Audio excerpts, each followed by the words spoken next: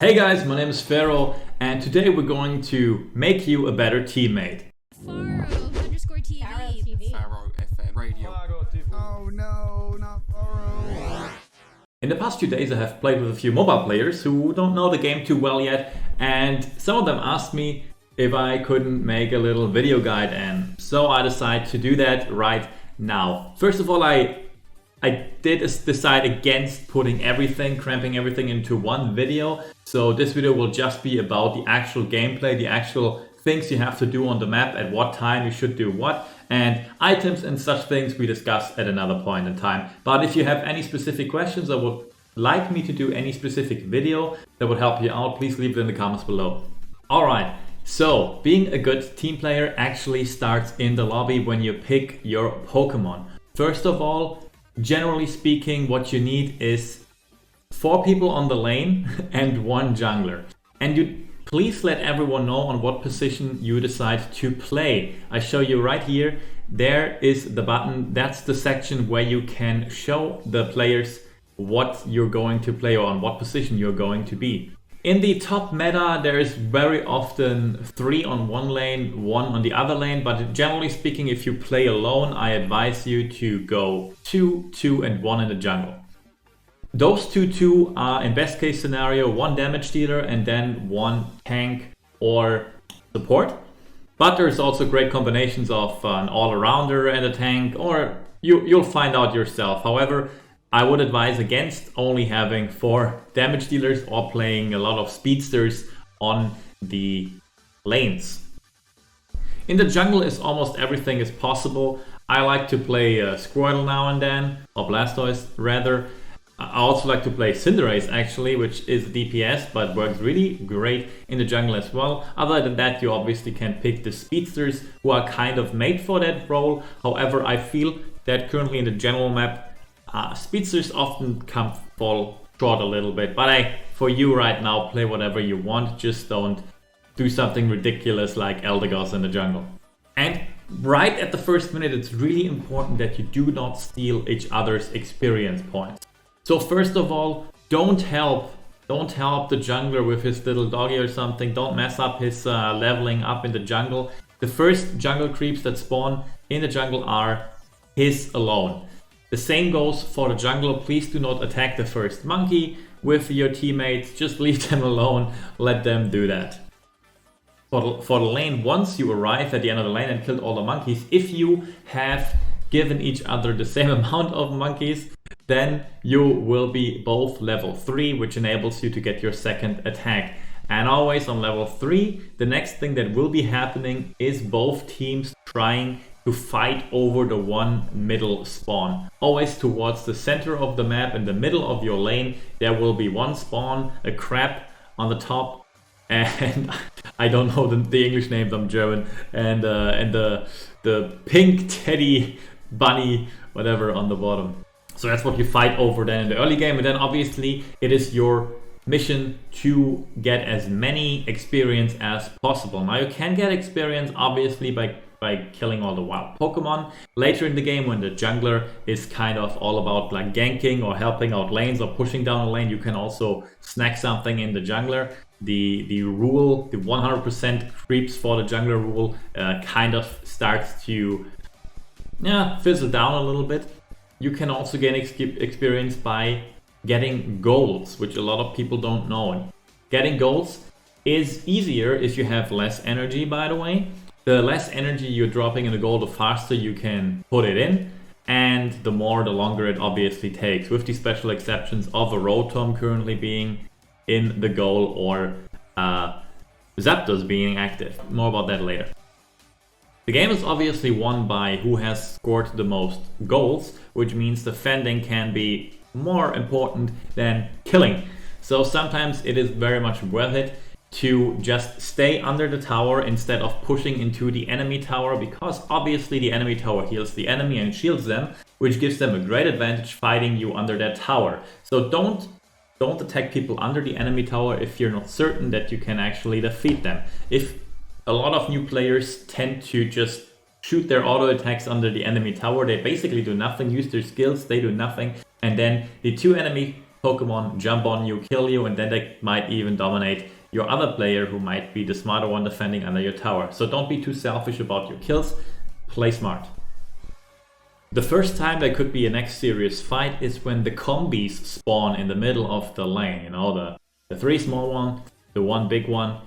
When they spawn, it's really good for the jungler to maybe interfere at that point. So at one of the lanes, the jungler should be the moment the combi spawns, so they can actually snatch that extra Eos energy and the experience from the enemy, or just dominating while fighting well over those combis. So that they actually spawn at 8 minutes and 50 seconds left and have a respawn time of 1 minute 15 seconds. As a jungler, if you want to be really smart here, you could try and count the time. So once all the combis are down, you might remember the time, and in 1 minute and 15 seconds you go there again. Now about the bread and butter kinda of this game, and that is Drednaw. Drednaw is probably, after Zapdos of course, the most important goal on or target on the map, as it gives a huge amount of experience to everyone in your team and a shield on top of that to then dominate your enemy if they arrive late to Drednaw. So make sure to be ready for when it spawns.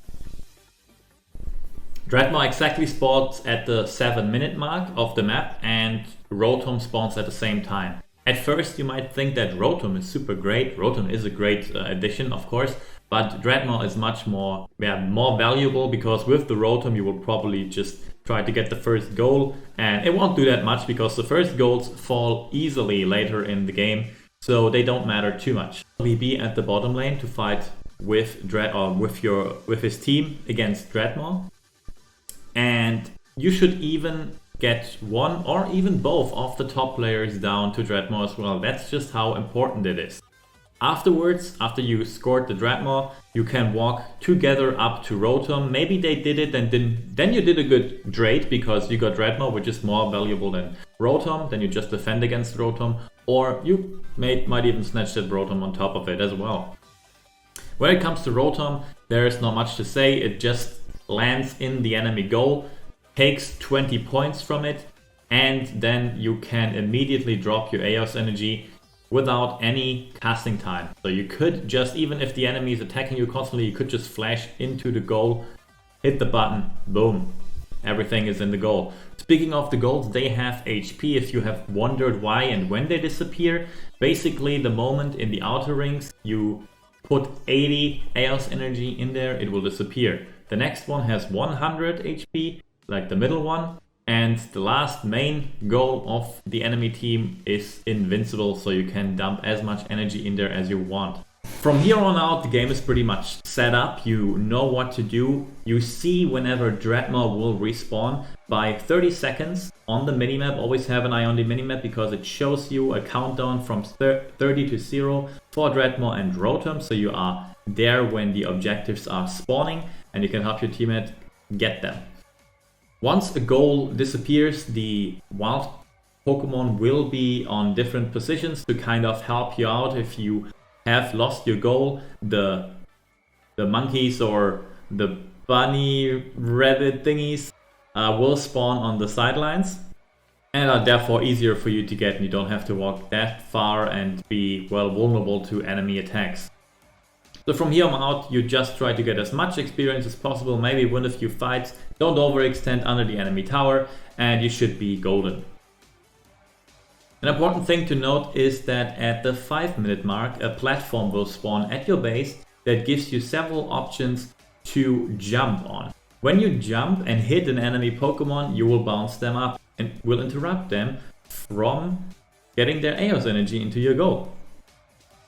And that's why the outer towers are not that important, because they cannot be defended with this mechanic. However, the middle towers or goals can easily be defended with this. So from now on, you should maybe, when you are on the defensive, have someone in the back and jump on top of the enemy when they try to use the Eos energy. This is especially important at the 2-minute mark, after you maybe have already slain Zapdos, and it is just a game of holding out. If you are ahead at the 2-minute mark, then, well, if you manage to defend everything, you will just win. because the game always tells you if you're ahead or not. Coming to the 2-minute mark though, which is a thing that is a little bit of a game-breaking mechanic, because you can be ahead the entire time of the game. If the enemy scores a Zapdos, they might still win. That's kind of unfair if you ask me, I know, but here is what you can do to prevent it from happening to the best of your ability. First of all, if you are clearly ahead, if you are clearly winning the game, I would advise against doing Zapdos at all and rather focusing on defending. Someone should be, or maybe 2 people should be on the lookout if they do Zapdos, and others should maybe be sitting on the platform to jump on top of the enemy when they try to put their Eos energy into your goals. So defending has the priority when you're ahead. Obviously, sometimes you just smack the shit out of the enemy and then you can do a Zapdos on top and bask in all the Eos energy. But to be safe, I would advise against doing Zapdos when you're ahead. Should you, of course, be on a disadvantage, it is your mission to try to make the enemy spread out so that they have to defend the goals and have to defend Zapdos. And if you guys move as a unit, you should be able to get some Eos energy in while the enemy is on focusing on defending. But as always, great map awareness is the key in this kind of situation. I wish you the best of luck on the battlefield. I hope you enjoyed this video. If you have any things that you would like me to discuss with you in a video, let me know in the comments below. I have a lot of experience by now in the game. I'm playing since the Switch launch and I'm on Master Tier, so I should know the game well enough to give you some good advice. Thank you very much for watching. I see you next time, and don't forget to subscribe to my channel and leave a like. Thank you very much. Goodbye.